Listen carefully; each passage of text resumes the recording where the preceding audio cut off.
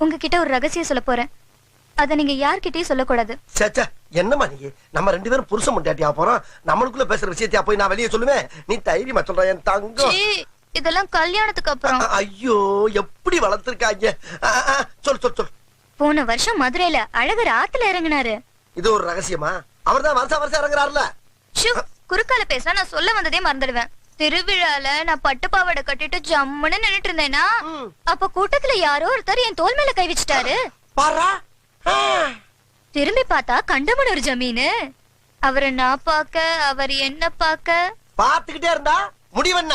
வெக்கப்பட்டு கண்ண மூடனேனா, கண்டமனூர்காரு என்ன கண்டம் பண்ணிட்டாரு. கண்டம் பண்ணிட்டானா? அப்புறம் கண்டமனூர்காரர் விஷயம் அவங்க அண்ணனுக்கு தெரிஞ்சு போச்சு. தெரிஞ்சு போச்சா? அவங்க அண்ணன் தம்பிக்காரரை கொலையா கொன்றுப்பானே. அதுதான் இல்ல, தம்பி பொண்டாட்டிய தாம் பொண்டாட்டி மாதிரின்னு அவர் யதார்த்தமா கேட்க